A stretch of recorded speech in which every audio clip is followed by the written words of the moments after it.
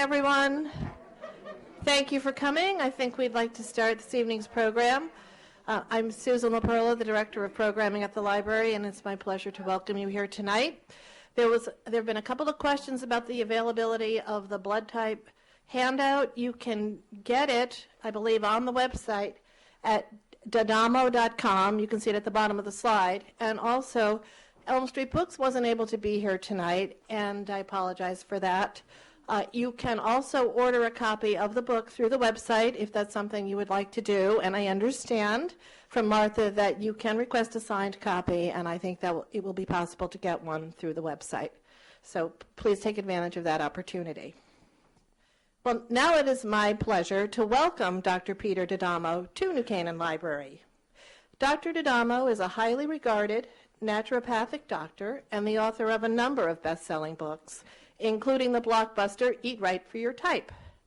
In his lecture tonight, 10 Things You Never Knew About Your Blood Type, Dr. D'Adamo will present 10 little-known facts about one of the most important markers of genetic individuality, your blood type.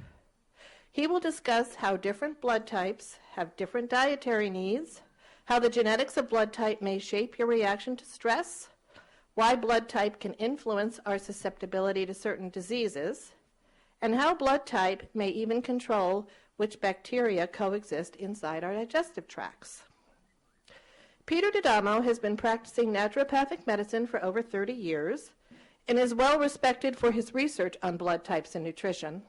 He is the academic dean of the Institute for Human Individuality and the director of the Center of Excellence in Generative Medicine at the University of Bridgeport.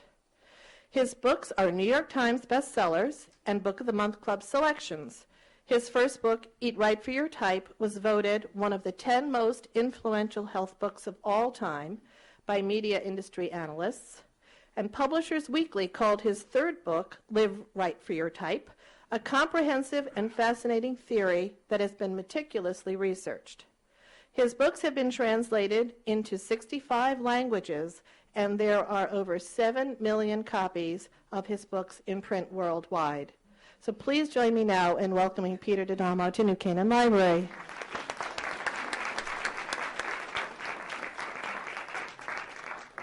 Thank you so much.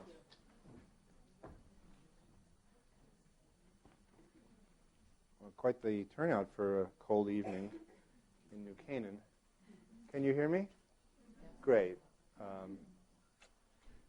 I have a sort of a conversational voice that lapses into mumbles, so if there's some point in time I'm not intelligible, just put your hand up and I'll try to raise my voice a bit.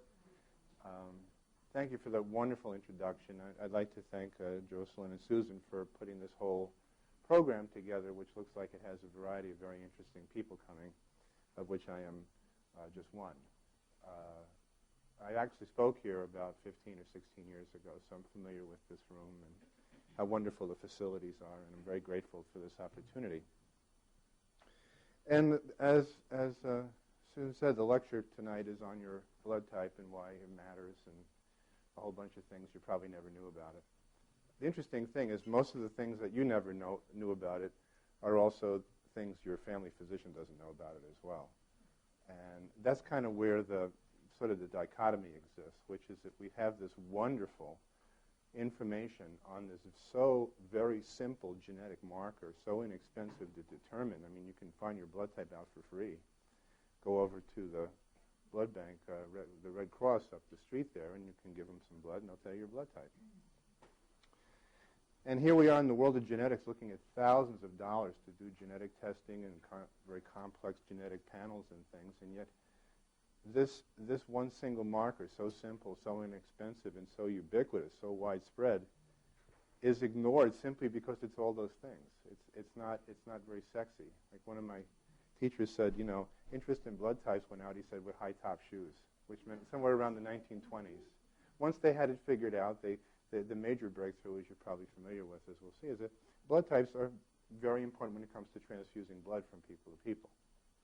And the interesting thing about blood types is that actually that sort of is the kind of reputation that's stuck, that even in medical school, blood types are taught as a sort of transfusion complication. They're not taught as anything beyond that, even though if you just ask yourself that simple question, I mean, if they're just simply there to to screw up transfusions, like why did nature even allow them to exist? Nature's not interested in you getting a transfusion. So, evolution is not that concerned with transfusions, doesn't even know they can be done as far as it's concerned. That's a human thing we invented to save lives and things.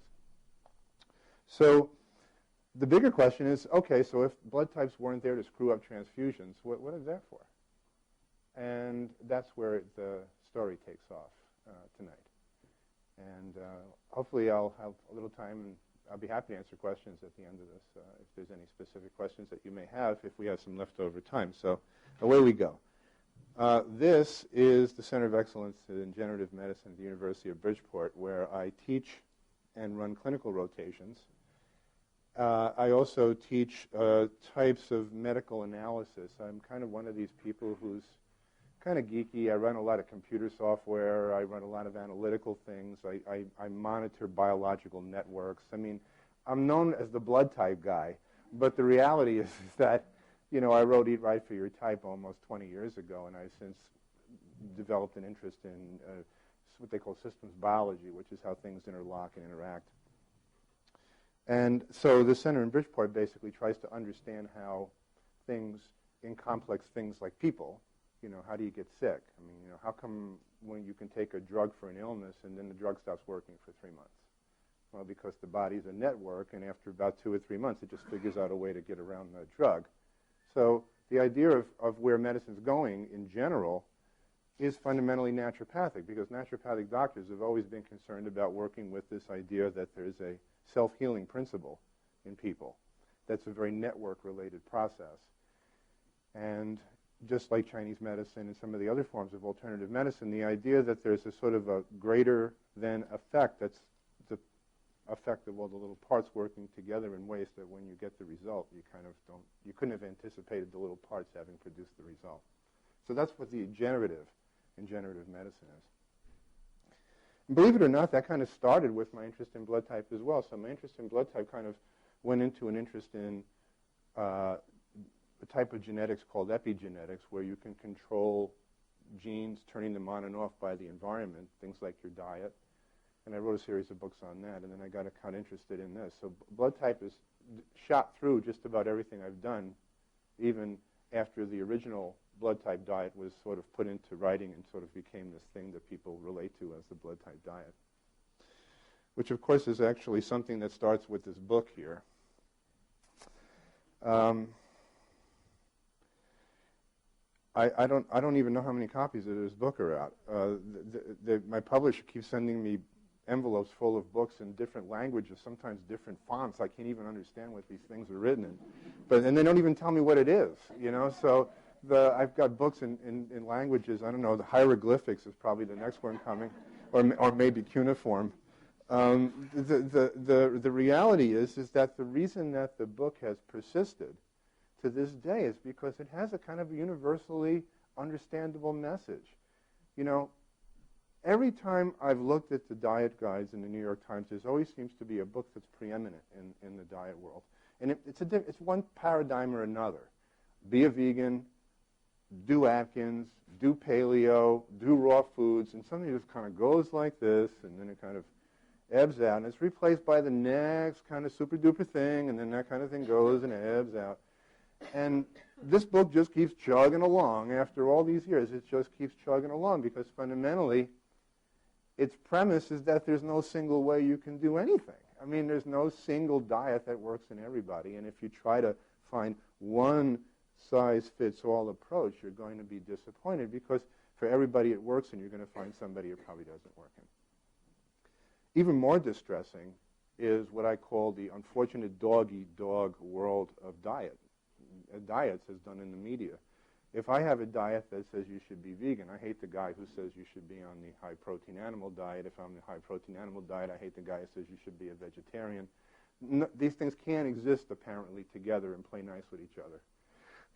And that's kind of sad, because it turns out that there's people who make fairly good vegetarians, and there's people who don't. And there's people who make terrific low-carbers, and there's people who don't. So a nicer theory, one that plays well, is to simply say, well, there's all these wonderful diets. Why don't we? And they're all fundamentally healthy diets. I mean, you can probably take the average person, put them on a paleo diet, and if they eat the average junky American diet, they're going to get a little better. And if you take the average American who eats a junky diet and put him on a vegetarian diet, he's going to get a little better, simply because his original diet's so bad. But ultimately, if you then say to yourself, okay, now having a pool of people who are pretty healthy and eat pretty well, what's the next stage? How do you make it work a little better? And that's all these blood type diets were about, was finding a sort of an optimum diet amongst other healthy diets, which would be the healthiest diet for that person. Okay? And that's where food goes to medicine, like Hippocrates said. That's when food starts to do magical things, besides simply lower your cholesterol and stuff. And you'll see as we go on. There's a big difference between the blood type diet and an Atkins diet or an Ornish diet, because those diets are macromolecular diets. They look at you and say, drop your fat, increase your protein. Okay? The blood type diet says if you're type B, eat turkey, don't eat chicken. Okay? There's a big difference. It's a micromolecular. It's saying eat this, don't eat that. Whereas these guys are saying it doesn't matter what you eat as long as you lower this. It's a big difference.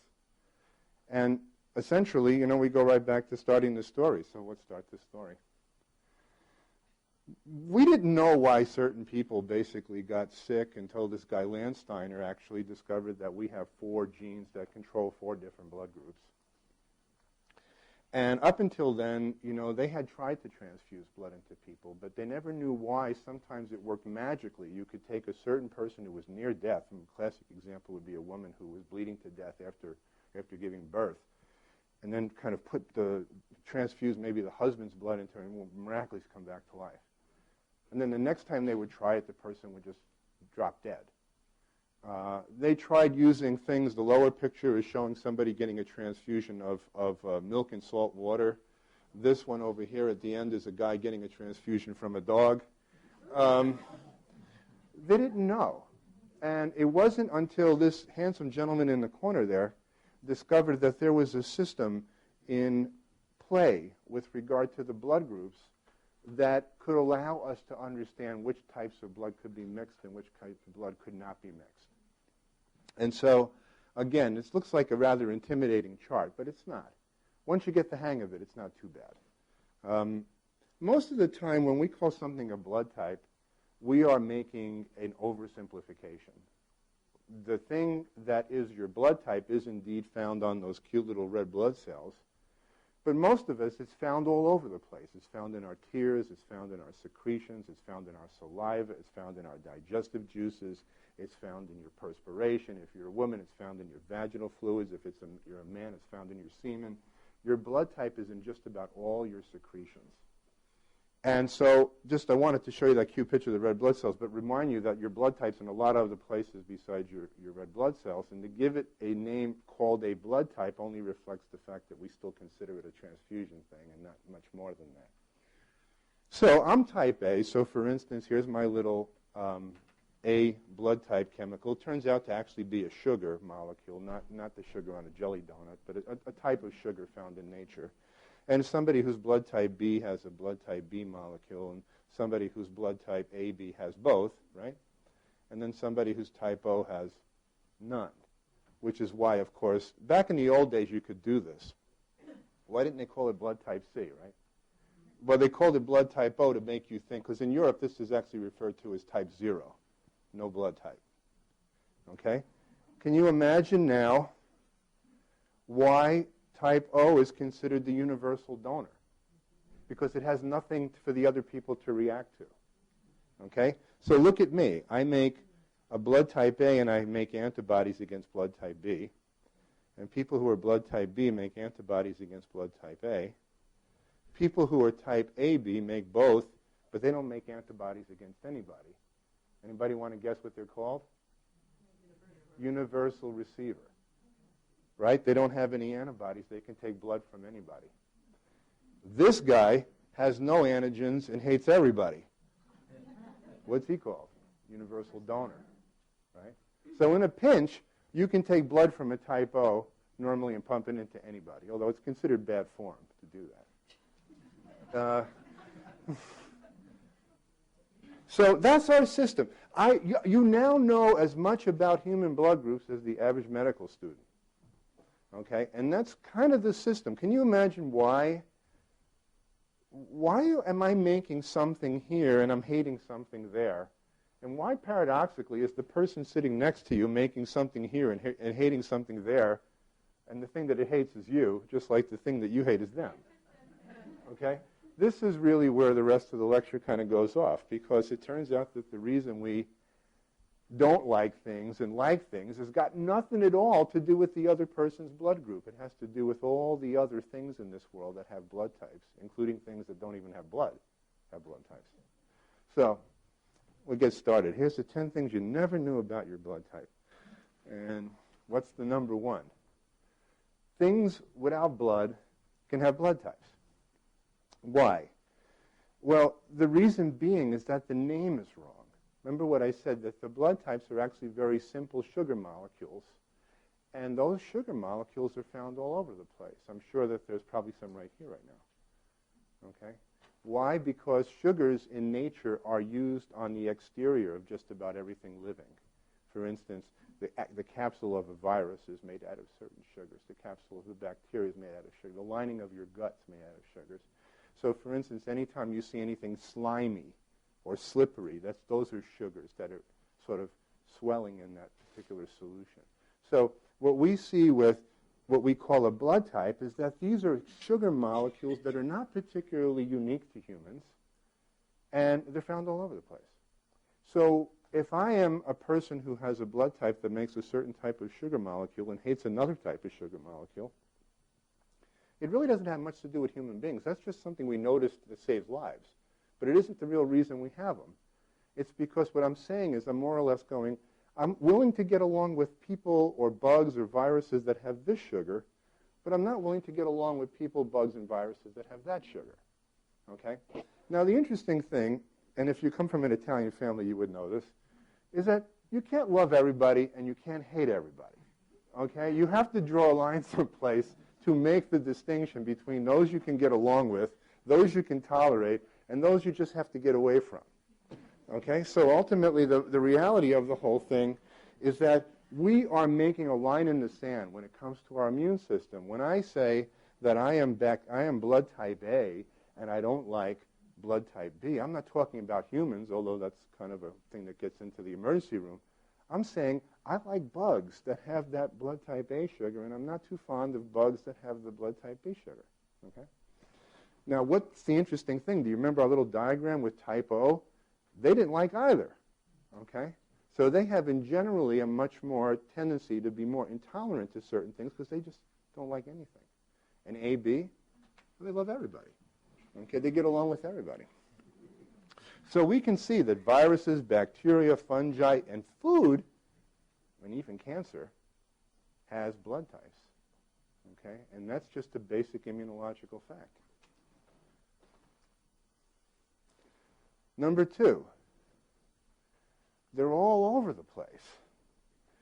Your blood type is found throughout your body. It's found in your salivary glands, your tongue. It's found in your thyroid. It's got nothing to do with your blood. It's found in your lung. It's found in the lining of your heart. It's found in the lining of your lungs. It's found in your liver and pancreas, your bile ducts, the lining of your intestinal tract, the ovary lining, the uterus lining, the lining of the seminal vesicles, the lining of the epididymis in men, the intestines. It's just all over the place because your body uses your blood type as sort of a calling card to the environment.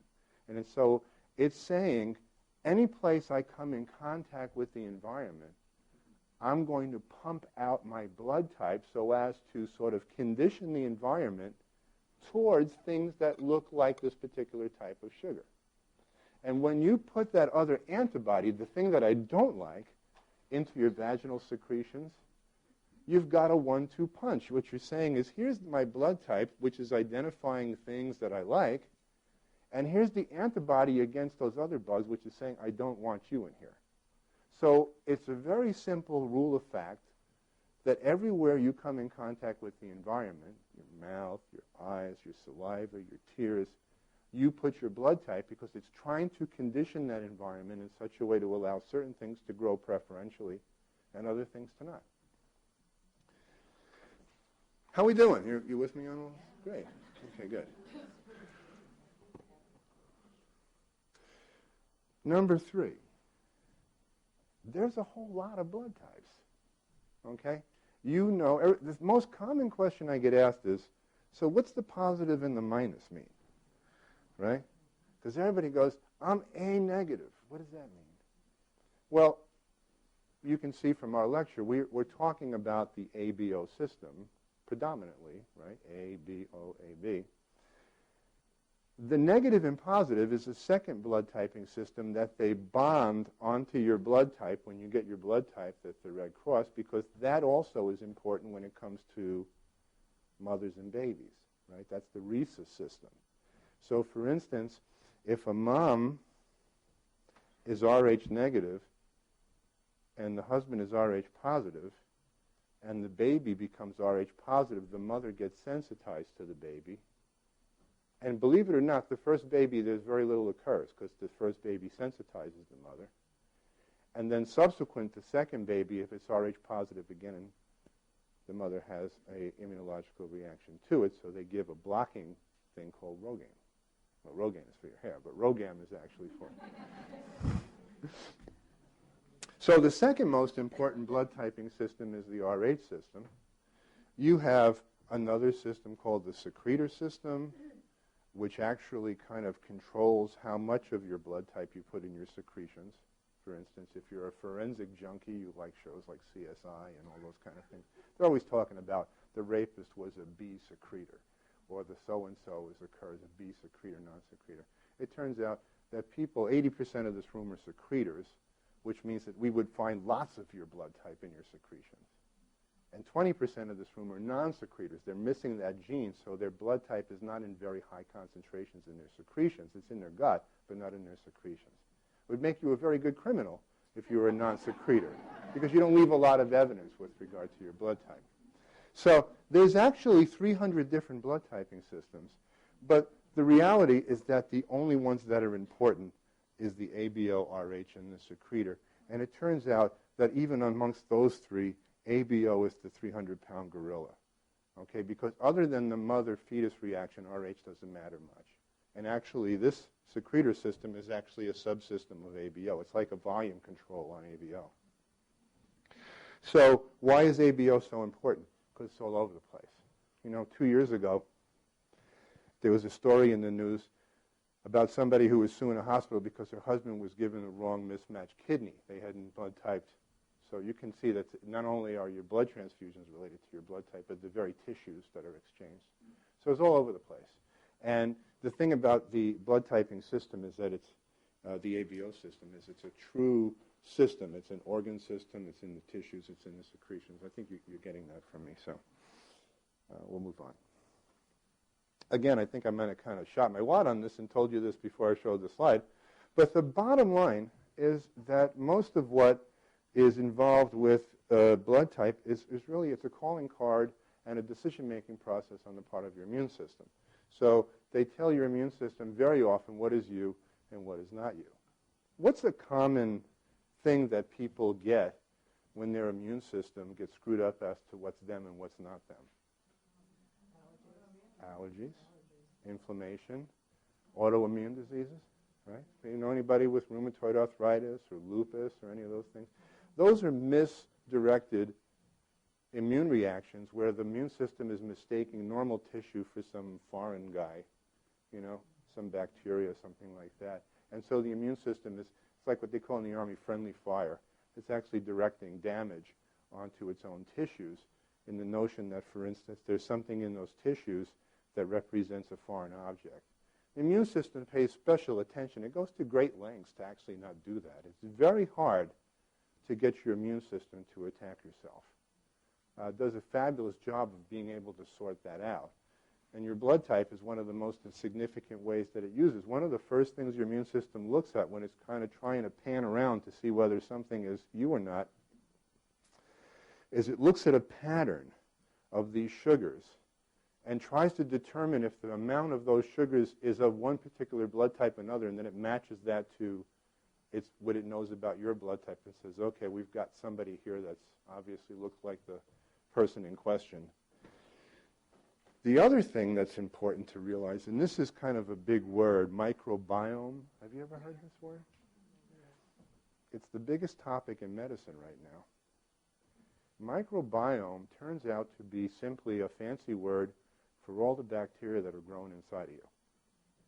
Okay, and maybe you've heard on the news or read the internet and stuff that more and more illnesses are being traced to derangements in the bacterial content that's in our digestive tract. We're finding now that obesity, diabetes, autoimmune diseases, certain immunological disorders, thyroid disease, are traced to strains of bacteria that are existing inside of these people. And many of these bacteria can change. Strangely enough, there's a study that was published a year ago that showed that if a person changed their diet significantly, the population of the bacteria in their digestive tract changed within 2 weeks. Okay? Now, I'm a naturopath, and we often get criticized for being old-fashioned and all sorts of things, perhaps being too hung up. You know, medicine tends to have a kind of an aversion complex when it comes to bathroom issues. But basically, the naturopaths have no such problem. We tend to look at people's poop, and we look at their digestive tract, and we look at all sorts of things. And we were using probiotics in the 1930s and talking about people's in doing cultures and seeing whether or not certain types of populations were found. Now it's actually being reinvestigated now. And the interesting thing is that much of the composition of that bacteria is determined by your blood type. Big influence on things. There was a study published as early in the 1970s that showed that people of one blood type can have 50,000 times the difference in the amount of certain bacteria than people of a different blood type. Okay. Now, the interesting thing, too, is your blood type also determines exactly where in your digestive tract these bacteria live. People who are type A, the bacteria tend to inhabit more of their upper GI tract, their esophagus and their stomach and their upper digestive tract. People who are type O, the bacteria tends to be more in the lower small intestine. Now, the interesting thing about this is your intestines and your stomach, you're supposed to absorb there. There's not supposed to be a lot of bacteria in those areas. And it turns out that, when these things start to happen, a person starts to get what's called intestinal bacterial overgrowth. And that changes everything in the person's physiology. The interesting thing you've probably heard of gastric bypass, right, where they kind of cut your stomach and they short-circuit you and put you back together again. The theory behind gastric bypass for years was that it kind of removed a certain percentage of tissue, and that kind of slowed down your ability to absorb food. And it turned out that in retrospect, turns out that gastric bypass, all that surgery did, all that suffering did, is consistently change the bacteria in people's digestive tracts. So at the end of all that surgery, they could have probably done the same exact thing differently. Matter of fact, we know that there's a species of bacteria called Bacteroides, big family of bacteria, and another big family of bacteria called Formicites, that when you have the Formicites, you become fat. And when you have the Bacteroides, you become thin. And you can take one Bacteroides species and put it in a fat person, and they get thin. And you take the other one and put it in a thin person, they get fat. Okay? Why? There's a thing in this world called a hyperassimilator. Why is it that some people eat the same thing as the next person? One person says, I'm going to pay for this. The next day, another person says, can I have some more? Right? There's always that kind of Oliver and Hardy, right? Okay? Why? Well, it turns out that amongst other things, that the bacteria that you have determines to a degree whether you're a hyperassimilator or not. And people who are hyperassimilators, they break down in their bacteria, in their digestive tract, carbohydrates many steps further than the thin person. So the heavy person actually gets more out of the meal than the thin person does. They break down carbohydrate further into simple sugars, and they assimilate those simple sugars. The thin person, the bacteria doesn't do that. So one of the things, like I said before, is that blood type is a big, substantial influence on these mechanisms and how these things basically interact and how they actually come to pass and how they relate to what you eat. Remember in the beginning of the lecture I said, you know, everybody thinks that blood types are transfusion complications, but nobody ever thinks about what they really do. And I think ultimately the bottom line is that we only really have a sort of a slight idea what the real reason why you have a blood type is. But it turns out that the best guess is that your blood type was holding you together when you were turning yourself from an egg yolk into a human being. So when you were developing in that early stage, you know, 2 to 3 weeks, when you were, you know, turning from 4 cells to 16 cells to 256 cells, it was your blood type chemicals that were actually holding the cells together. And then subsequently, when you started turning away from being like a little fish to something that looks like a human being, your blood type was actually structuring where you put your blood vessels and where you put your nerve tissues and things like that. So blood type's major purpose, as far as we can tell, is having to do with your embryological development in terms of where you put things as you develop. That's called cell-to-cell adhesion. So you can imagine that if one of the major things about your blood type is that it's holding you together as you're a fetus, how would that be significant if you were to have the unfortunate luck of getting cancer? Well, cancer has a lot of things that have to do with cells splitting apart and going places, right? Metastasis, spreading around. And it turns out that blood type tends to have a big influence on how that occurs, where that occurs, and when that occurs. And that we see basically differences between the blood types when it comes to the type of ways that cells spread and how they spread. And there are actually things we can learn from this that might actually protect us from having this type of an effect just by changing the foods we eat. So we'll see later on. So it's interesting. Perhaps you've heard of the phrase tumor marker. When somebody said, you know, came back from the doctor and it looked good, the tumor markers hadn't gone up. Well, tumor marker is actually oftentimes a screwed up blood type marker. That if the cancer cell had not been so messed up genetically, it would have made something that looked like your blood type, but it got messed up and it made this thing. And so you can imagine that with changes that would occur that as part of cancer, that once the cancer cell is making these junky molecules, and that's the interesting thing about cancer. It's not one of the things that makes it so hard to fight is that all the changes that a cancer cell undergoes oftentimes don't have any similarities to the next cancer cell. So it's hard for your immune system to fight cancer because your immune system likes to fight things that look an awful lot alike. You know, if I have salmonella, I make an antibody to salmonella, but the antibody is against something that all salmonella has. Okay? The problem with cancer is that every cancer cell is a piece of junk that doesn't look much like any other cancer cell, which is a piece of junk of a different sort.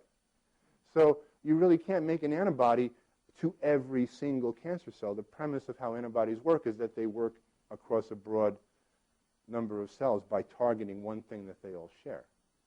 So the nature of the junky embryonic cancer thing is very difficult, and this is why you have to watch it when people say, you know, we're going to do something for your immune system when, you know, because you got cancer, you should do something for your immune system. If your immune system could do something, it would do it just fine. It wouldn't require much help, but it's really not a particularly good way of doing things, and it's a very simplistic understanding to think that there's anything that you can do for your immune system that's going to change that. You can do things with your diet, as we'll see, that would have some benefit.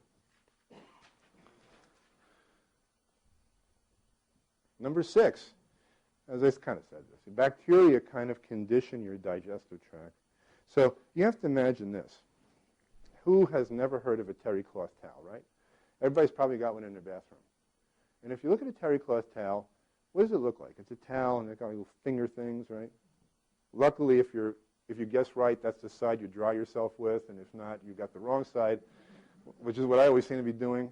But the other thing about that is that terry cloth towel is an awful lot like your intestinal tract, because you can imagine your intestinal tract is made of many, many, many, many tiny fingers, right? They're called villi, just like a terry cloth towel has those tiny little things.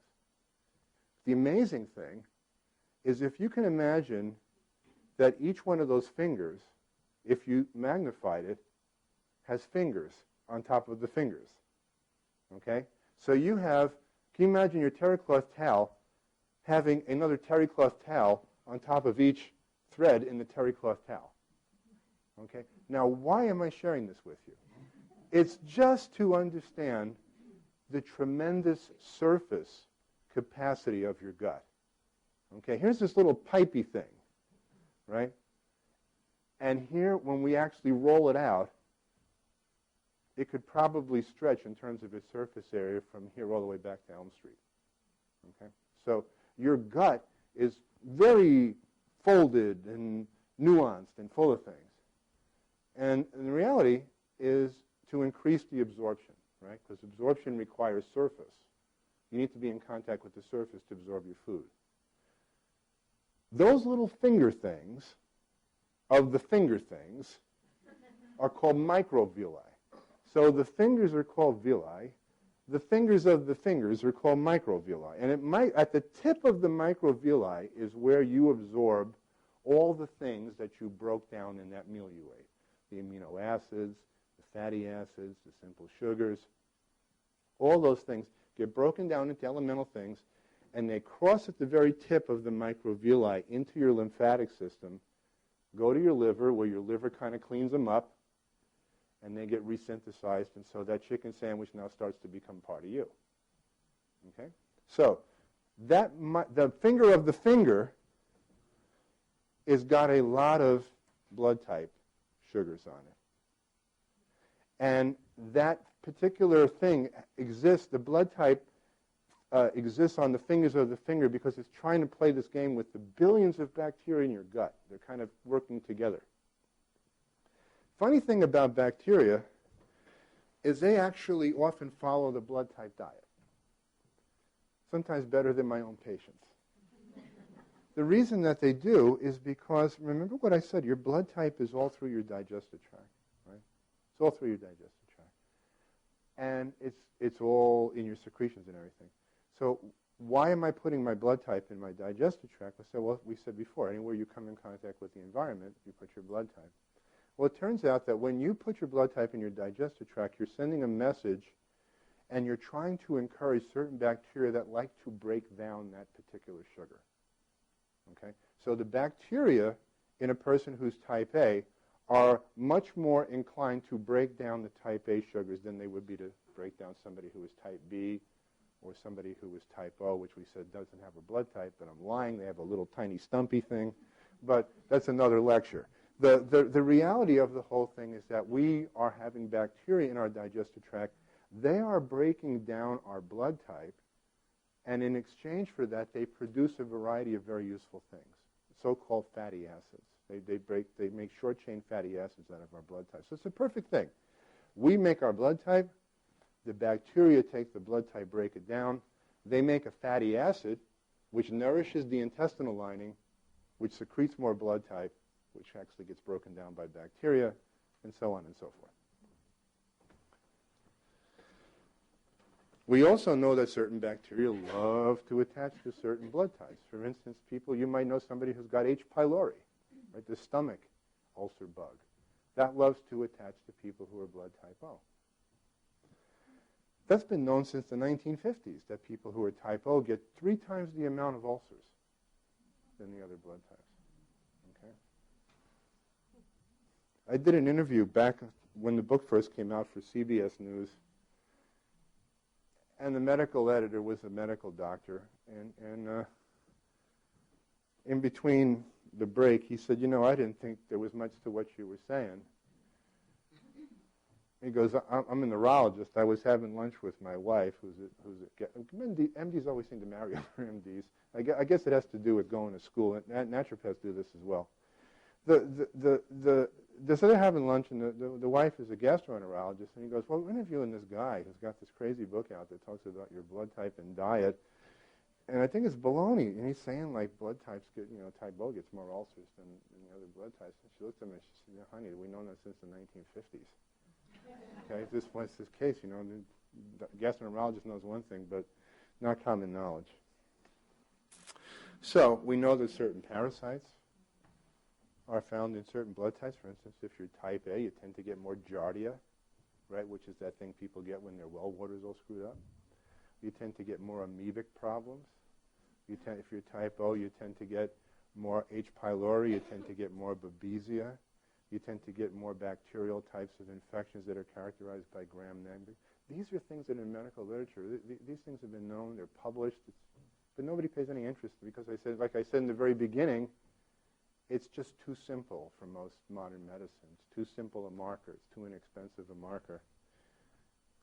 So we have parasites, and people who are blood type B tend to get more viral type things, particularly slow viruses. They get more multiple sclerosis. They get more other types of things that are associated with. They get more of the neurological complications that are thought to be viral. They get more than their fair share of Lou Gehrig's disease, things like that. So neurological disabilities and stuff like that. There's hundreds of diseases that show a preference for one blood type or another. Crohn's disease was the most recently shown. Big, large studies showing big differences between the blood types when it comes to Crohn's disease. Well, here's a perfect opportunity to do something in a very difficult to treat illness. Change your diet. Make some changes, right? Why? Well, the last thing, as I said early on, that foods have blood types. And foods contain a chemical protein called a lectin. There's your word for the day. Latin means I choose in Latin. It comes from the Latin word legere, which is the Latin word for lock. Lectins are proteins that are found in many foods and many species of living organisms that attach to sugars. Matter of fact, carbohydrates and proteins have a love affair. Nothing would occur in biology if proteins didn't like to attach to carbohydrates and carbohydrates attach to proteins. Proteins very rarely attach to other proteins, and carbohydrates very rarely attach to other carbohydrates. But carbohydrates love to attach to proteins and vice versa. Matter of fact, if you've ever heard the phrase receptor, the receptor for insulin is a carbohydrate, insulin is a protein. So almost every receptor in the body is some form of carbohydrate, glycosylated protein, a protein with a carbohydrate, and almost every hormone is a protein. They got like a magnetic attraction to each other. Well, lectins are proteins that are found in common foods that love to attract to carbohydrates. And guess which of the carbohydrates or the sugars they love to attach to? They love to attach to the blood type sugars. Okay?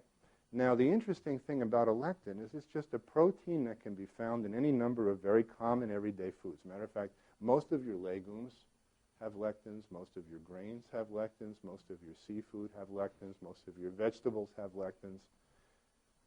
And these are chemicals, I like to tell people, it's like Velcro. They Velcro onto these sugars, and they cause an interesting occurrence, as you can see it here. This is a red blood cell, and this is another red blood cell. And that's a lectin from peanuts, believe it or not. Even looks like a peanut, although it's got nothing, it's not a little tiny peanut. It's a molecule. The reality of the whole thing is that here's the story in a nutshell. Lectins not only like to attach to carbohydrates, but they can attach to a carbohydrate molecule on one cell and a carbohydrate molecule on another and link them together. A phenomenon in medicine called agglutination. So agglutination is when you cross-link a receptor on one cell with the receptor on another and cause the cells to adhere to each other, agglutinate. Okay? I like to think of it like this. If you had a bunch of tennis balls that you beat the you-know-what out of, and they got all nice and fuzzy, then you went to the hardware store and you got some two-sided Velcro. And you chopped it up, you put the tennis balls in a shoebox, you put the Velcro in the shoebox, you close it, and you shake it. you're going to hear like, and then as you keep shaking it, it's going to start going as all the things inside the box get stuck together, as the Velcro takes the fuzz of one tennis ball and attaches the tennis balls together by linking to the fuzz of another tennis ball. So, lectins often cause this reaction, agglutination, and often the sugars they agglutinate are your blood type. So here's like the formula. Lectins are found in foods. They agglutinate certain sugars from one cell to another, and they're specific very often for certain blood types. So a lectin that might agglutinate a red blood cell of a person who's type A, say lima bean, would not agglutinate the red blood cells of my wife who's type O. So if I ate lima beans, this would happen to me. If my wife Martha ate them, this would not happen because the lectin doesn't fit her blood type. Okay? So why on earth are these lectins around here?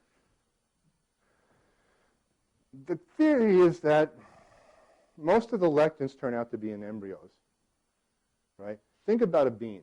A bean is an embryo, right? A seed is an embryo. Most forms of foods that we eat are embryos, right? They're theoretically something that was supposed to go in the ground and make another thing. Okay, so it's very hard, actually, believe it or not, to think about things that are found in nature that we eat, other than animals that are not some form of embryonic tissue, right? Grains and bread, things like that. The theory being that these lectins are in a lot of the grains and beans and vegetables because they function as a primitive immune system, right? Because think about a lectin actually behaves in many ways very similar to an antibody. And the idea being that this lectin is put into this bean to protect it from fungus until it can germinate. So you find that most of the lectins are found in foods that are basically live or getting ready to become live. Grains and seeds and beans and all sorts of other things like that. And many of these lectins are found in the diet. For instance, we have studies that show that if you look at over 2,000 plants, roughly about half of them have one of these lectin molecules in them. And generally, if you look at 88 lectins identified in common foods, about half of them were specific for one blood type or another. So here's a simple situation that you can say to yourself, well, I should probably know which ones are going to react with me, maybe not eat so many of those.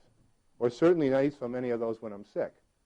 Right? Because here's the kicker about the blood type diets is they work okay if you're healthy, but they work even better if you're really sick. Why? Because when you're sick, the sugars in your tissues get even more screwed up, which makes following these guidelines actually much more powerful. There's lots of ways to be healthy, but you tend to get sick in ways can be predicted by your blood type. You know, it's because every once in a while I go to these shows, usually at the behest of my publisher, these health shows, and usually I get some apoplectic type O coming over to me with the vein sticking out in his neck, proclaiming that he's been a vegan his whole life, and he's just never been more healthy. Okay, as you know, in my book, I tend to recommend type O Z protein. I said, well, great. You know, it's working for you. You know, you're a healthy man. There's all sorts of wonderful ways you can be healthy. I'm not so interested in you. I'm interested in the people who are not healthy. Are they going to be willing to make a change? And you'll see the story at the end of this presentation about a case just like that. So here's, let's say you take Peter D'Adamo's blood and put it on a slide. And then you take an extract of lima beans or something else, and you drop it on there. That's what happens. Okay, so this is what happens if you generally eat pretty good for your blood type. This is what happens when you don't eat so good for your blood type. Your cells clump together. You might ask yourself, okay, well, so my cells clump together. What's the big deal?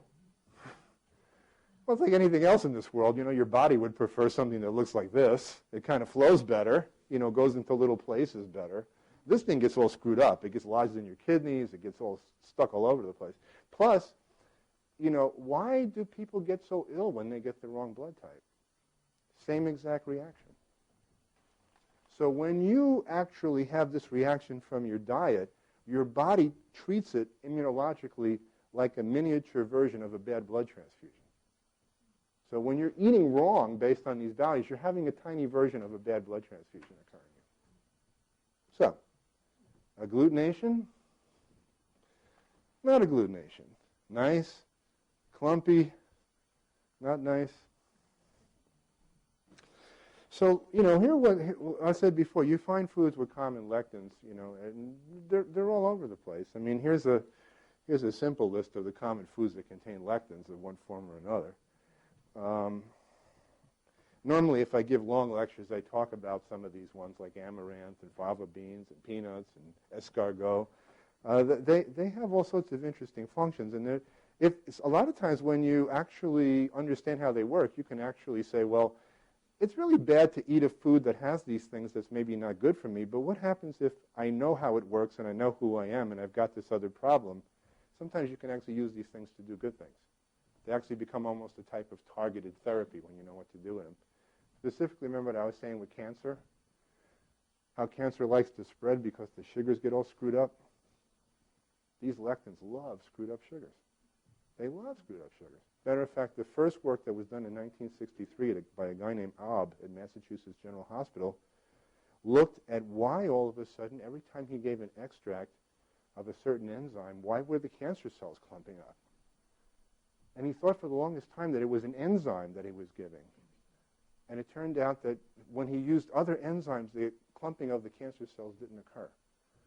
So he changed around and re-looked at what he was using originally, and it turned out that it wasn't the enzyme in what he was using. He was using an enzyme that was derived from wheat, and the thing that was clumping the cancer cells was the lectin in wheat.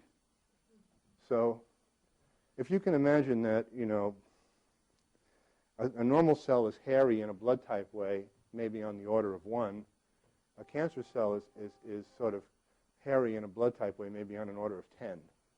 So if I had Velcro and I had a baseball, right, which has a nice normally controlled stitching pattern, that's a normal cell.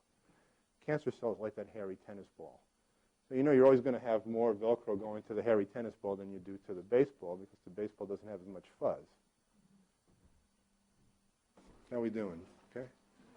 Good. So I'm not going to go through every single lectin because they're all different in terms of blood groups and things, and there's been wonderful books written and researchers on this. And one of my best friends in molecular biology is a guy named Gerhard Uhlenbrook, who totally loves the blood type diet and thinks that it's just a great idea. And other people who don't know enough about this stuff, and then so it sounds kind of odd, which I don't blame them. It does sound odd. But they should at least be curious enough to investigate whether or not it has a factual basis. So a couple of things here. We know, for instance, that, we have soybeans, for instance, are pretty good if you're type A and you would like to sort of not get cancer. But you read a lot of things about soy now, and people say bad things about soy, right? It's going to make your thyroid shrivel up. It's going to make your testicles fall off. It's going to give you big breasts or something. I don't know. The reality of the whole thing is that some of those things are true, but they don't apply to people who are type A. If you're type A, actually, soy does a lot of very wonderful things, mainly because one of the type A Achilles heels is that cancer cells often get a little bit of a leg up by looking like your blood type. And a lot of common cancer cells, ovarian cancer, breast cancer, uterine cancer, look like type A. So in women who have that blood type, remember, they don't see it that well because their immune system is using their blood type to compare friend from foe. Now, it turns out that, what did I say before about the word lectin? The word lectin comes from the phrase, I choose. These are extraordinarily choosy molecules. The lectin from soybean can agglutinate cancer cells that are looking like type A, but leave type A alone. They can find the slight difference in the structure of the marker such that they can actually interact with the cancer changes, but not interact with the healthy cells. Amazing. I mean, I gave you a lecture on the three-dimensional differences, but I doubt you'd be interested. It turns out that, sugars are branching things. I'm going to give it to you anyway. Sugars are branching things, and they branch like a feather comes off a stalk, but the side branches go in a certain three-dimensional relationship. You might have one going this way and another one going that way. And the difference between type A and the cancer antigen that looks like type A is one stalk that doesn't go like this. It goes like that. That's how slight the difference is. And that's how specific the lectin from soybean is at being able to distinguish between the two. So don't let anybody tell you that soybeans are going to make your gonads fall off. If you're type A, or going to give you problems with your thyroid, because it turns out that those studies were done on rats, and rats have different blood group sugars than we do. So you can't read, rats probably should not eat too much soy. Anyway. If I had 4 hours, I'd be talking about those. That's all. They would have been conversation topics. Matter of fact, I did talk about that one. Interesting thing about snails. Snails work in blood type A in terms of cancer prevention very much like soy. Okay? And here's an interesting thing. If you go into some of the old medical books, and I'm talking about real old, 15th century, what do they say? If a woman has a serous of the breast, serous is the old word for cancer, comes from the crab, tell her to eat snails and put snails directly on the lesion. Okay, that's from the 15th century. Okay? The interesting thing about snails is we know that snails have a lectin that blocks the capacity of the breast cancer cells to pass through the lymph nodes. Okay? So it like puts up a roadblock at the lymph node and says you can't go out of here. Okay? So on and so forth. Mushrooms. Mushrooms contain a lectin that actually makes the pancreas start making insulin, even if you're a type 1 diabetic. Okay? People who don't even have the capacity to have the aisles in their pancreas to make insulin, if you tell them to eat the junky white mushroom that's in the supermarket, start manufacturing insulin. Okay? In addition, mushrooms and fava beans, if you give those to people with polyps of their colon, when they go back and get colonoscopies, their colon polyps go away. Because most of the production of colon polyps have to do with carbohydrates that are precancerous, and those two foods actually start pushing the buttons back and tell the precancerous things to start going back to normal. Okay? Fava beans and mushrooms. So, see, food is medicine, but you're never going to make much of a medicine about a food unless you know its molecular biology and you know the specifics of the person and the specifics of the illness. At that point, things become food as medicine. Probably the most significant thing about lectins is that too many lectins in your diet will make you fat. For instance, why are we so fat? People say, well, it's the high fructose corn syrup, or the tremendous amounts of grains in our diet, and all those other things, and it's all true. We eat far more sugar than our ancestors. We eat far more simple breadstuffs than our ancestors. Most of the grains, and this is a good thing for type O, most of the grains that interact with type O tend to block how they process insulin. And so if you're a type O and you're like a starchitarian, you're going to probably have problems controlling your weight as you get older. Mainly because the grains contain lectins that glom onto the insulin receptor, and then the insulin can't react with the insulin receptor. Remember what I said, proteins love to attach to carbohydrates, and most of the receptors are carbohydrates. It's like, okay? So a lot of times these kind of things, we see the direct correlation. What is the interesting thing is that when you look at Native Americans, they all, look at the pictures back from the 18th century of Geronimo and Sitting Bull and stuff. They're all real thin. Yeah. Now you look at them and they all look like sumo wrestlers. Why? Because their traditional diet had very little complex or simple carbohydrates in it. But now you can eat all the carbohydrates you want. Right? There's no stopping you. Again, here's number 8. Blood types predict susceptibilities to diseases. We know, it's been known since the 1960s that people with blood type A get more heart disease.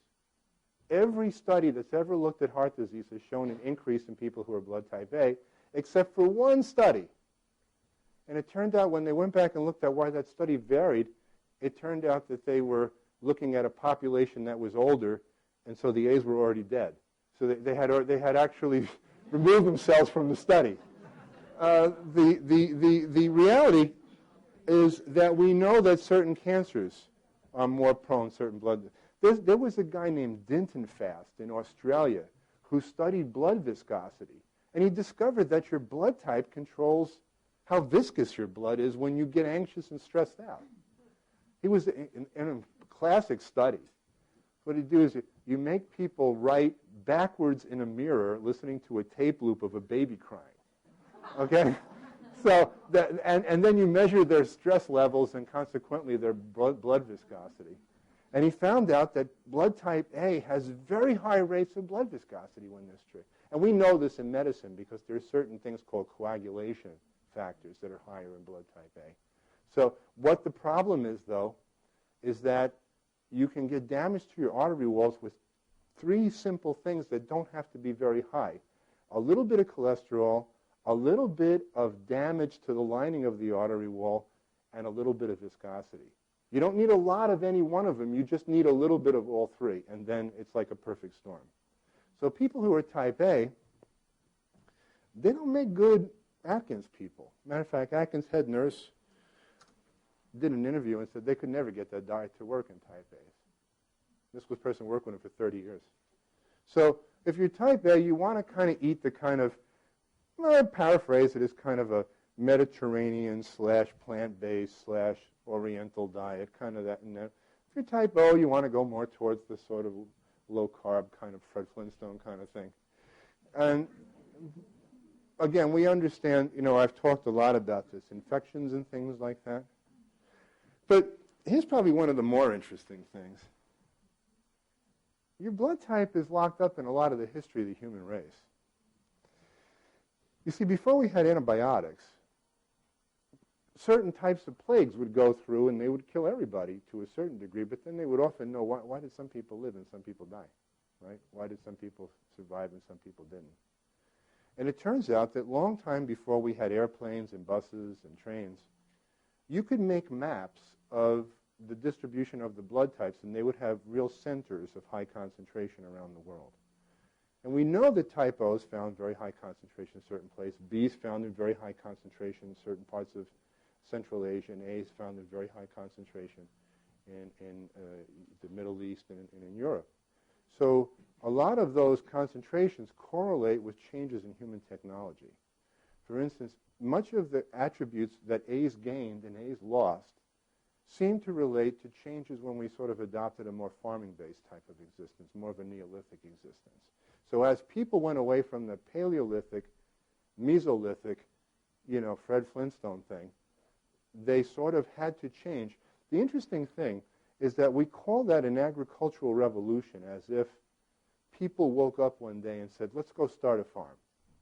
Okay, and it was nothing like that. It turned out that much of the earlier ways of food getting, Paleolithic hunter-gathering, as the population grew, they literally ran out of those types of foods. So there was actually, from the evidence, quite a bit of die-off in the human population as those game resources were exhausted, and people didn't go, let's go make a farm. They simply started going through the fields trying to see which grasses or things they could eat. Okay? And it turns out that that's kind of where blood type A kind of shined. They got good at eating grasses and stuff. And they're good at being able to make something out of a grass that could agree with their immune system. And so you wind up with all the differences too. Blood type B associated with high altitudes and dairy herding.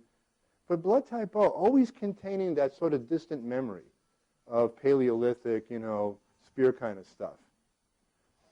Now, the interesting thing about this is that we know from migrations and physical anthropology that these are adaptations to diet. But the other thing is actually the differences, as I said before, when we didn't have antibiotics and we didn't have vaccinations back then, so these things would run through populations and decimate them. And the reason that you have blood types probably still persisting this day is they conferred some degree of difference in sort of how you deal with infections. So if you look at the 5 biggest killers of humanity, plague and smallpox and typhoid and all those things, they all show a preference for one blood type or another. Interesting, like a kind of thing going, all the phones are going off at the same time here. Well, at least the phones are like in the lecture. Number 11. These diets work really well. Okay, I'll give you one for free. Now here's the reality, and nothing sort of speaks to me and most people like numbers. So let's give you some numbers. This is like about 7,000 people. All right. So what you're looking at here is Group A, Group B, Group O, Group AB. This blue color on the bottom is people who reported that the diet didn't help them much. And the green color are people that said that the diet had some demonstrable difference. In other words, the lab value got better, some physical symptom got better, they got better digestion, they had better energy, lost weight. What we see here that's kind of interesting is that the relative rate of success is pretty much consistent across all the 4 blood types. Okay? But what makes that so interesting is that it's consistent despite that each one of these groups is doing a diametrically opposite diet. Okay? The type O following the high protein diet is roughly as happy as the type A doing the vegetarian diet. And these are relatively large numbers. I think we have about 6,617. So, quick summary. Type O, these things basically make you age better. Oily fish, vegetables, fatty acids, things that make your dopamine levels go up like exercise. Things that make you age fast, wheat, beer, corn, sugars, sedentary lifestyle, excessive coffee. Things that make you have too much adrenaline. Type A, Mediterranean diet, fermented soy products, flaxseed oil. Mushrooms, proper sleep, things like melatonin, herb ashwagandha, things that basically will age you are fried things and meaty things and all things you can't digest, high levels of cortisol in your stress levels with viscosity. Again, you can pick this up in the book. You can go to my website. I'm not trying to breeze through this to just perplex you, but, these are thumbnail sketches. Type B, they do better with, the kind of, my father used to call them sort of omnivores, best of both kingdoms. They do good with the animal kingdom, good in the vegetable kingdom. But the interesting thing about bees is they're only about 9% of the population, but they're apparently like 40% of the self-made millionaires, which is interesting. The interesting thing about that is that bees also tend to do better with a little bit of fermented dairy products. They don't do well with corn. Interesting thing is chicken clumps their blood, but turkey doesn't. So, for instance, you could tell a bee, eat turkey and don't eat chicken. They go, well, isn't that kind of the same thing? And the reality is no. The word lectin means I choose, and the lectin is in turkey that agglutinates blood, in chicken rather, that agglutinates blood type B, but not in turkey. So, and you'll find with most bees when they tell you, I cut out the chicken and my joints got better, got less stiff, I noticed my sinuses cleared up. ABs basically, there's only 2% of the population. So they're kind of like the best of B and best of A. They do good with things like cultured dairy products. They do well with ghee. Anybody know what ghee is? Yeah, it's clarified butter. Indians use it a lot in their traditional cooking. They do good with things that improve the immune system. They do good that make certain types of molecules called nitric oxide work better. Unhealthy agers or things like those. It's just these are kind of things you can go to my website and get this kind of information quite easily, so I just want you to meet this guy. This is Steve Shapiro, type O vegan.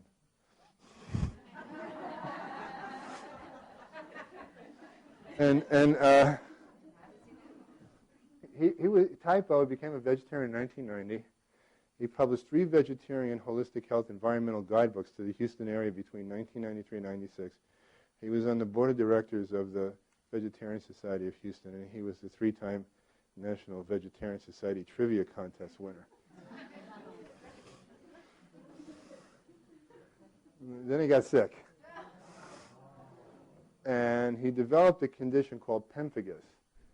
Anybody familiar with that? It's not a common illness, but pemphigus is an autoimmune thing where the border between your mucous membranes and your skin gets basically inflamed with these blisters, and then eventually you just ulcerate.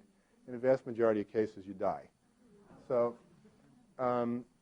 he got pemphigus, and this is his story. The blisters began to form most on his lips, but were all over his back, legs, and feet. He lost 40 pounds, and he was diagnosed with pemphigus, and he was put on very high doses of prednisone. And the guy is a kind of a geek. He tried a lot of things. He tried all these. This is his own list. Nothing really worked. Then I didn't know the man. He wrote me later on, wanted to come and sweep my office, he said. The reality is he got interested. He bought the book. He started choosing the foods, and he was able to withdraw from prednisone in October 1998. And he's never had much signs of the illness. He's gone on, had 2 kids, and everything seems to be in abeyance. The interesting thing is he had taken so much prednisone in the course of the illness that he had no gluteal muscles left. They had been sort of eroded by the prednisone, so he couldn't sit down.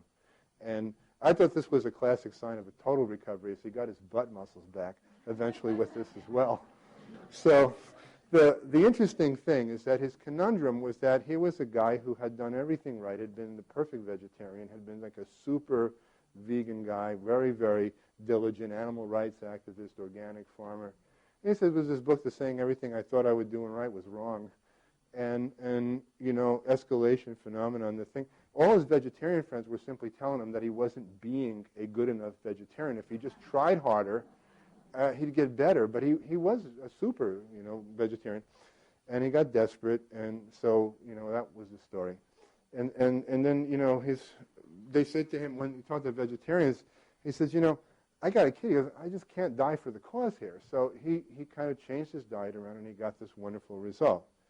And this, again, is his final story. And so that sort of concludes the lecture. There's some resources here. You can contact me at the University of Bridgeport, generativemedicine.org, or you can go to the diadamo.com website. There's wonderful forums there that are very family-friendly.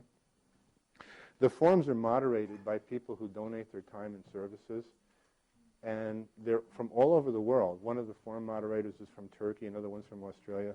They don't get paid. Unlike most things on the internet, there's no flaming. There's just a wonderful, friendly, supportive environment. Most people come completely clueless about how to do this, and the moderators will just grab you and take you through the whole thing and help you through that. Nobody gets paid.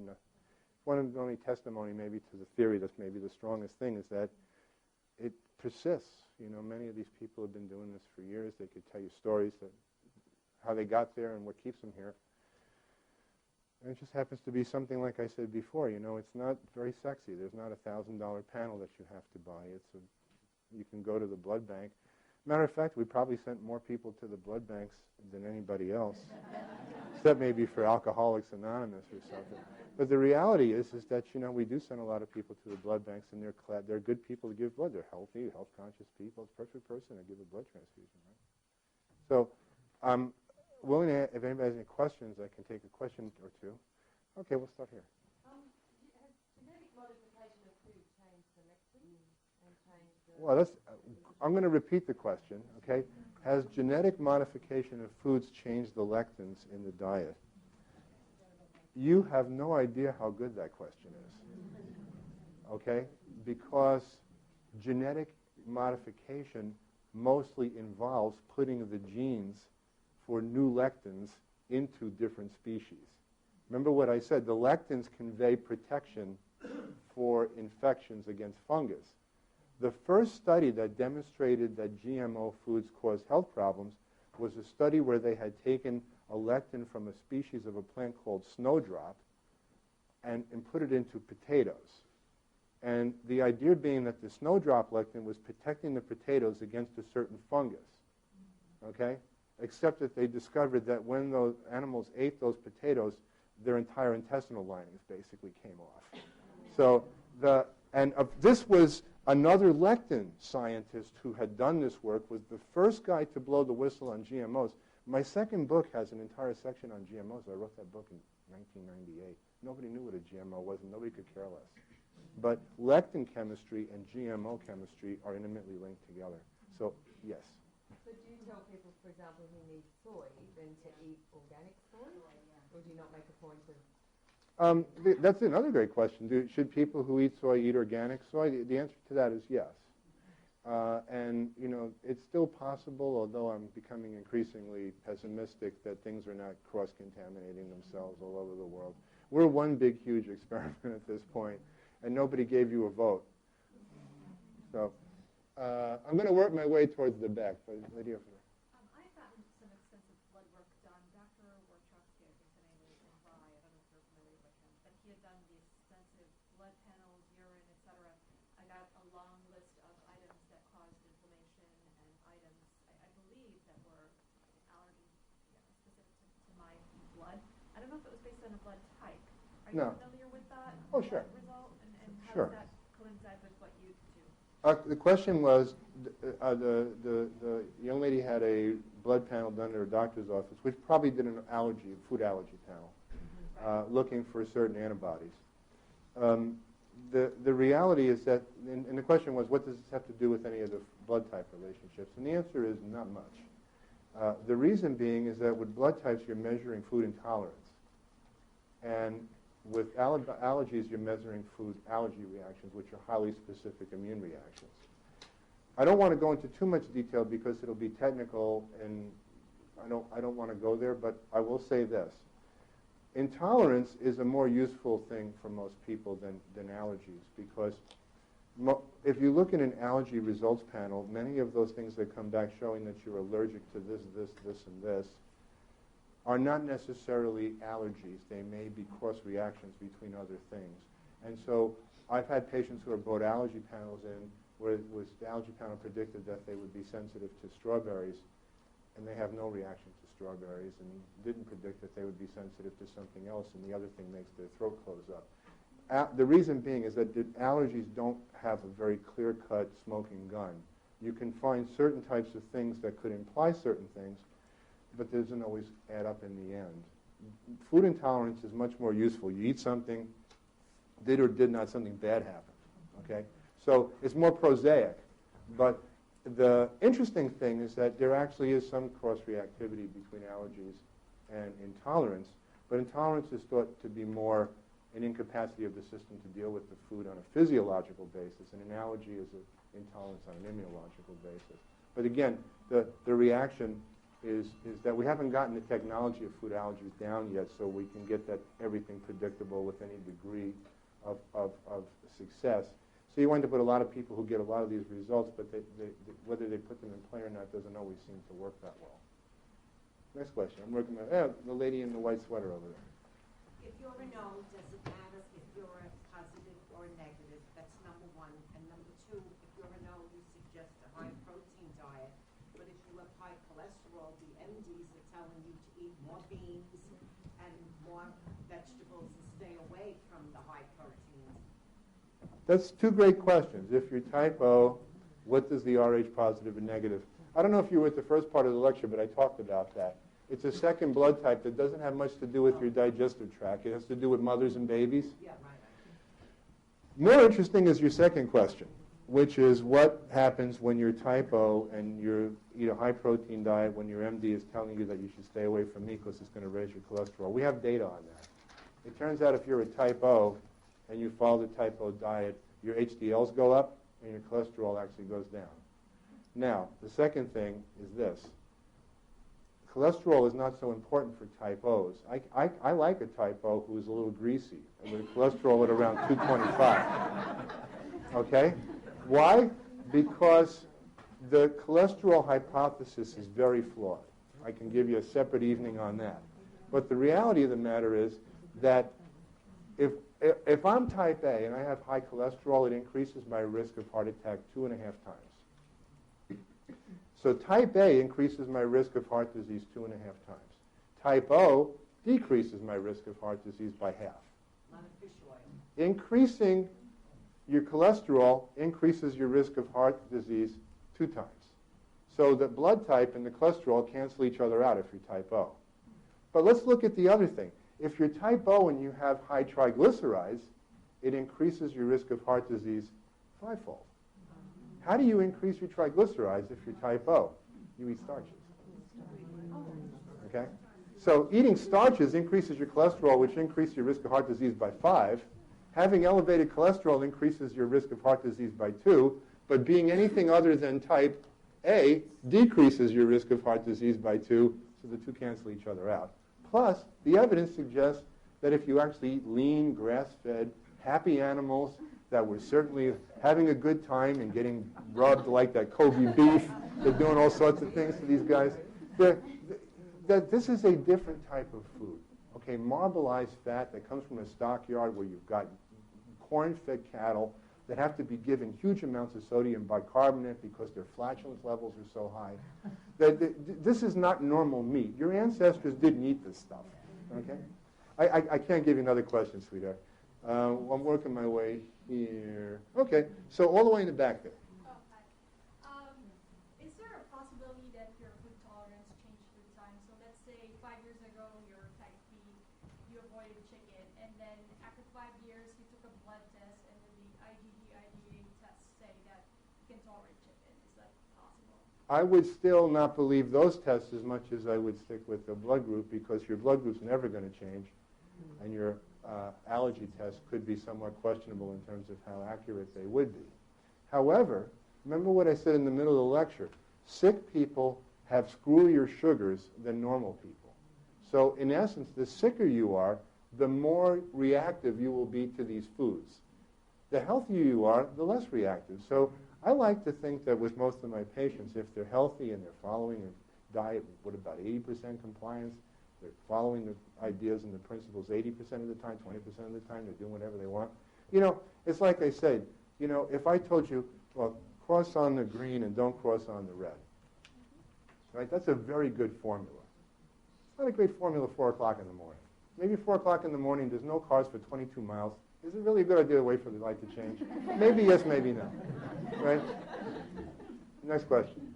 All the way in the back. Okay. Are there any foods that are so nutritious, like avocados or coconut oil, that would override the lectins that would affect blood type? Well, is there a food that would be so nutritious that it would... Avocado is an avoided no, but the nutritional value of that avocado, could that override the damage it could do?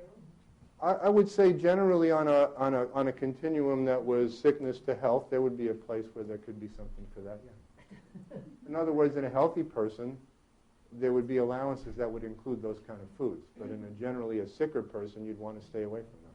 Okay. Remember what I said, the slide rule is pathology. The more pathology you have, the more you're going to want to observe those guidelines.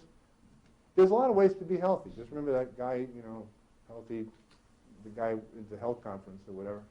You know, there's a lot of ways that you can be healthy. And, you know, and I like to respect that. You know, even if people come to me and say, you know, I don't do your diet, I feel fine. Well, great. Whatever works for you. You know, I mean, I'm not here to make a religion out of this. You know, it's like, you know what a heuristic is? It's a fancy word. It just means a piece of advice that's not perfect but good enough. Okay? Rule of thumb, sometimes they're called. These are heuristics. They're not necessarily, they're simple, inexpensive, low-tech things that can give you guidance that doesn't require much on your part, and the guidance may necessarily be perfect, but it's pretty darn good. That's a heuristic. In other words, a good heuristic is, it says, well, if you're on a mountain on a cloudy day and you can't see anything, you might as well keep driving up. You know what I'm saying? Good enough rule. So then Lady with the gray sweater. What do you do then in a family, like if I'm an O and my husband's an A? What do you suggest for dinner? Well,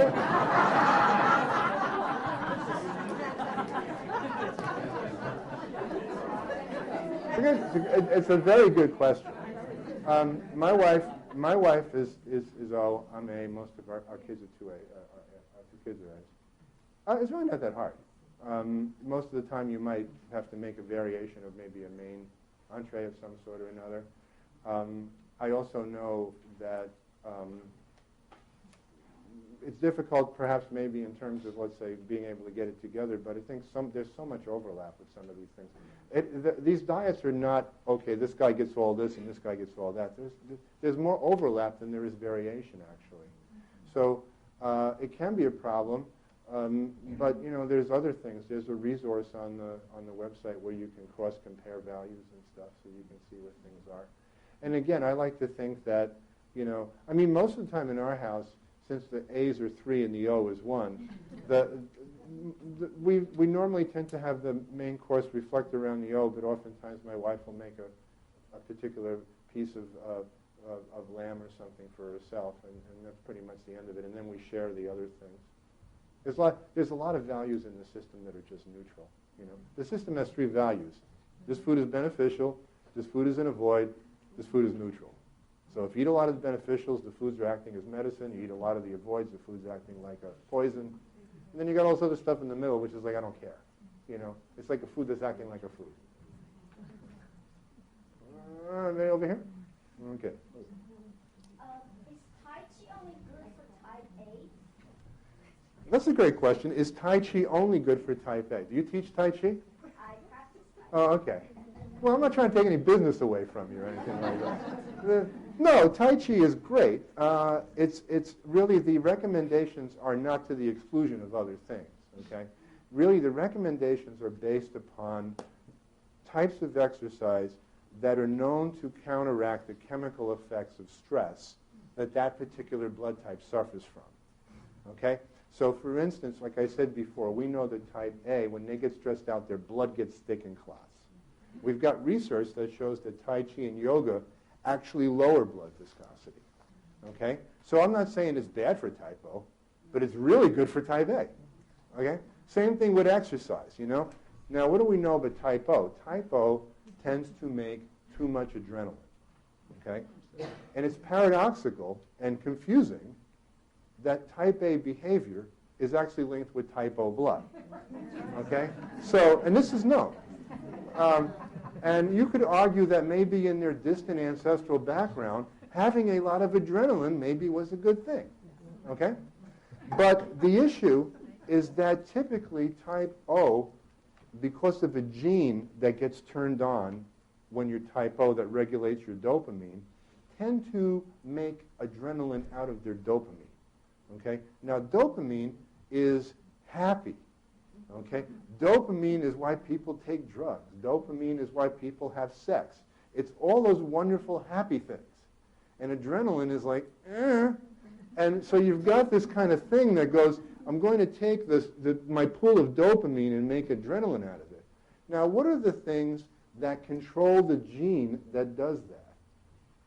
Exercise is the big one. Exercise blunts that. It turns off the faucet so that the pool of dopamine doesn't get converted into adrenaline. Okay? Interesting thing. What are the other things that are known to block that very same gene?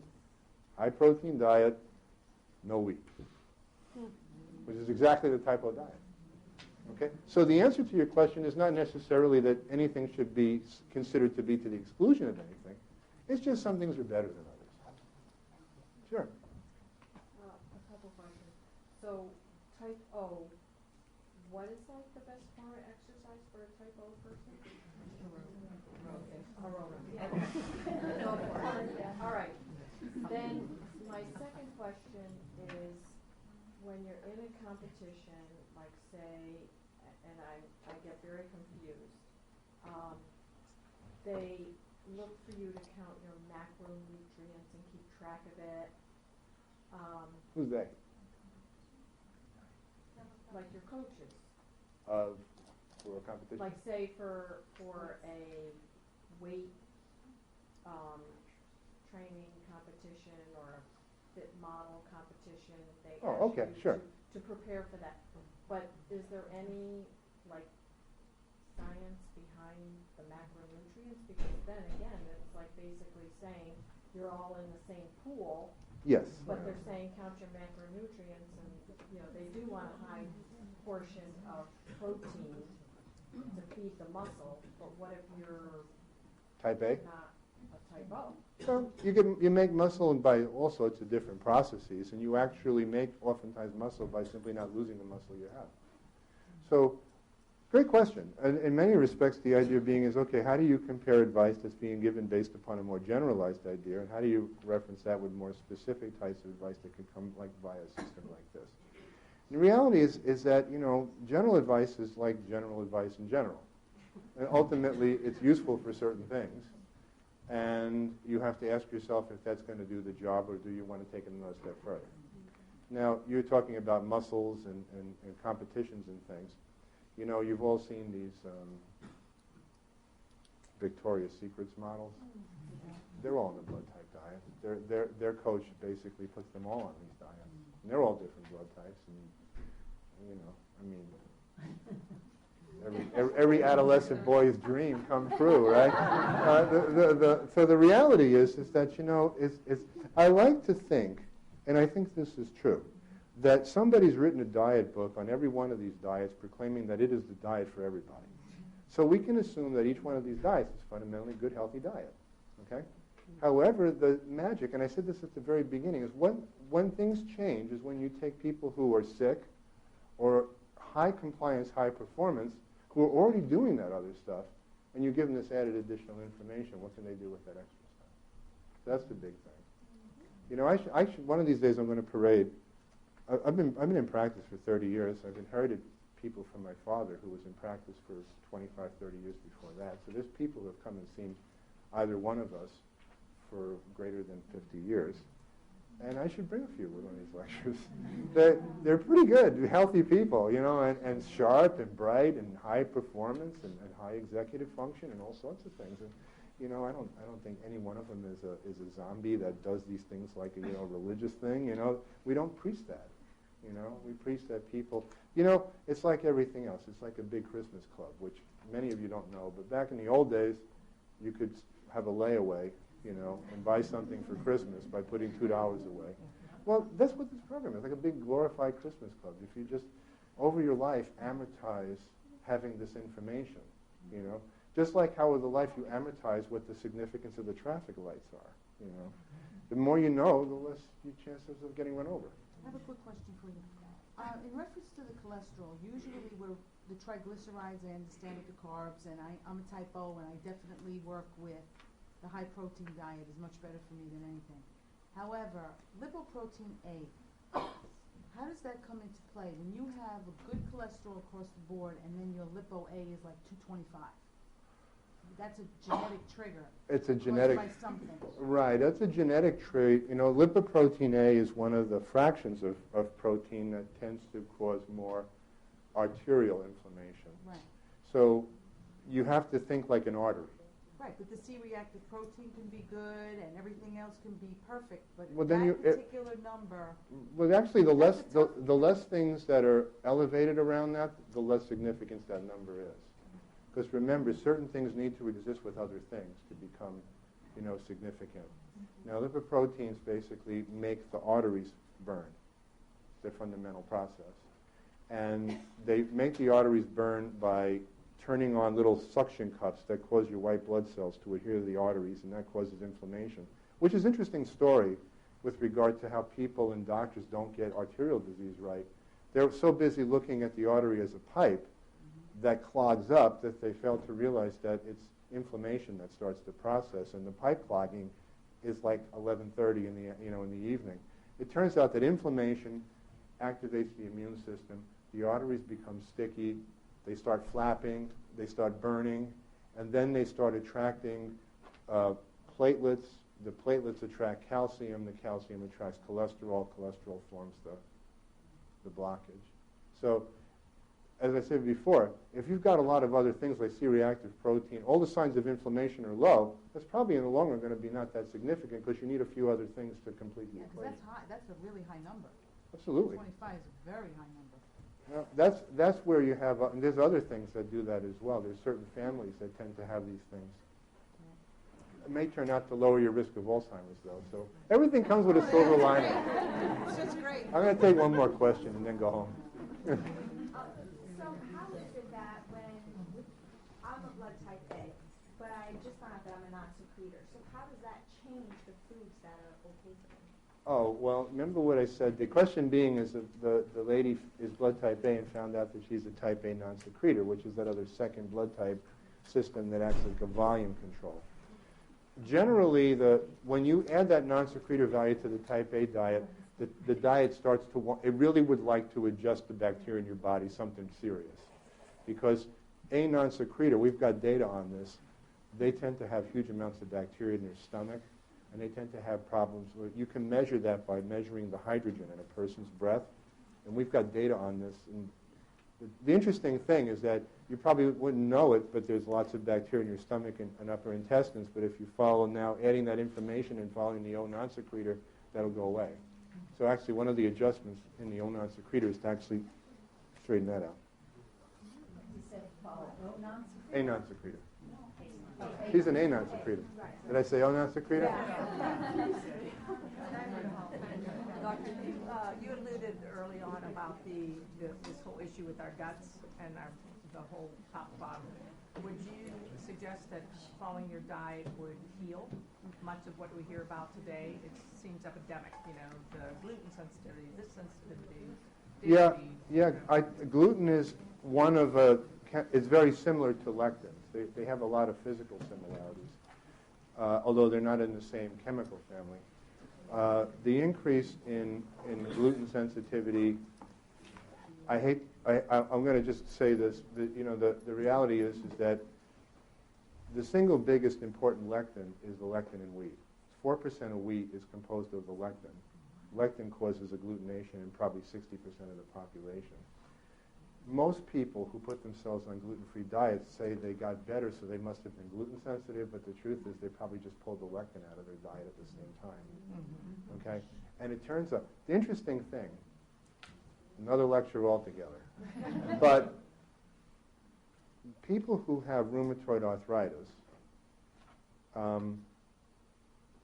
an antibody against their tissues. This doesn't answer your question, but it's another story. Have an antibody against their tissues, right? It's known as the RA factor. The antibody that they have is different than a person who doesn't have rheumatoid arthritis because on the antibody, one sugar molecule is replaced by a different molecule. The molecule that replaces the sugar molecule in a person with rheumatoid arthritis is the sugar that the lectin from wheat bonds to. So in the early stages of rheumatoid arthritis, you can often simply reverse the disease by telling the person to just not eat wheat, in which case they'll simply have the antibody flying around their bloodstream, but there's nothing to activate it. Okay? So the reality is that, now in the latter cases where you start to get joint deformation, it doesn't work. But if you actually do it in the early stages, this comes from an immunologist in England named D.J. Freed, very bright man.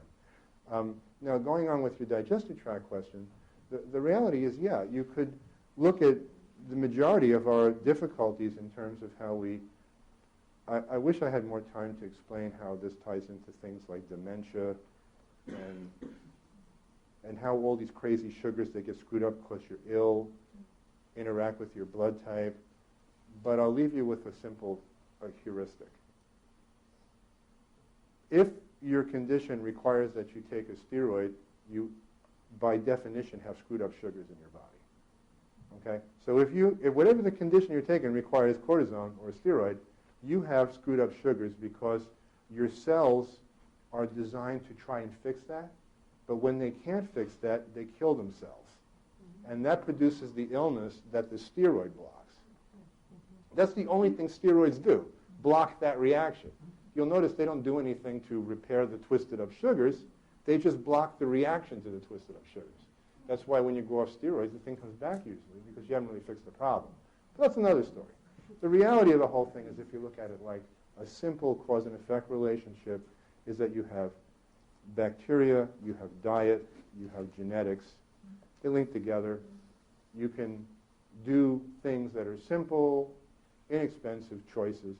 There's nothing about this diet that says you have to eat superfoods, you have to spend lots of money. It would be nice if you bought grass-fed beef rather than the supermarket stuff, but you can really buy a lot of other nice and inexpensive things. And most people that I seem to sense on my message boards are people on very limited incomes, a lot of them don't have a lot of money. So it doesn't really require much. It just requires a little bit of knowledge, that's all. So any other questions? Because I'm losing my voice here. Go ahead. In all the categories in your book, pork is not in any category. It's discouraged. Is that still true today?